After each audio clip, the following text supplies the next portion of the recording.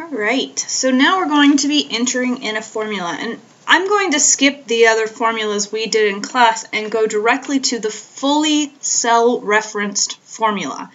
This means that the numbers we're using in the formula we have to type in somewhere else. So over here I've got my space for starting value and rate. In our Midwestern town example on the linear models activity, our starting value was 350,000 people. And actually, I'm going to take that comma out because I don't need commas when I'm entering in numbers in sheets. And then I'm going to go over to the rate and enter in the rate. Now, if you have a decrease, you're going to put in a negative number. If you have an increase, you're going to put in a positive number. Since our population in the Midwestern town was decreasing, I'm going to put in a negative number. So here's my negative sign. And then 15,000, again, leaving out the comma. So now I've got those numbers entered, and I can reference them when doing a formula. I'm going to go over here to my population column. That is where I would like the populations to show up. I'm going to use a formula to do that. The formula is going to be my pattern rather than actually typing in numbers to represent a pattern. Anytime I'm putting in a formula, I have to start with the equal sign. If you don't put in the equal sign, you're going to get an error message. So if you do get an error message, that might be why. You can just double check that you've actually used an equal sign for your formula. We decided in class that the population would be found by taking the 350,000 and then adding to that the rate times the time.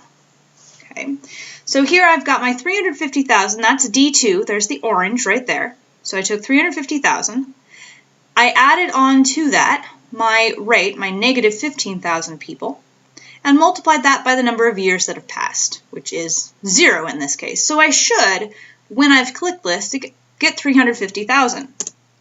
And I do. That was the population in 1990. Now, when I drag this, I should get 335,000. And you might already know that I'm not going to, and you might know why. But if I drag that, I got 0. If we double click on that cell, we can see why we got 0. So instead of choosing D2 for 350,000 here first, this orange cell over here is empty. Same with the purple cell for the 15,000. That's empty. So Google Sheets thinks, oh, you've got 0 plus 0 times 1. Well, that's just going to give you 0. So we have to do something special here. We have to go into our original formula, and we have to lock the starting value and the rate. The way we do that is by using a $sign in front of both the column name and the row number. So I've got a $sign in front of D here, so it's locking that this is D, and then it is also, don't drag that, locking that it is 2. Okay, I'm going to do the same thing for E2. I'm going to lock the E, and I'm going to lock the 2. Now, when I click and I drag this, there's my 335,000, there's my 320,000. And if I double click here, you can see that when I drag down, my time went down with my dragged cell, which is what I wanted, but the starting value and the rate stayed the same because I locked in those values. So I'm just going to go ahead and drag this down using my little copy motion here. Okay, so again, start with an equal sign, put in the starting value.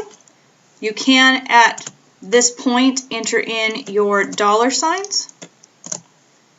You're going to add to that your rate. Again, at this point, you can put in your $signs and multiply that rate times the time. Press Enter without clicking on any other cells to make sure that you don't add any extra numbers in there. And then click on the cell where you have that formula. You can see the formula up here.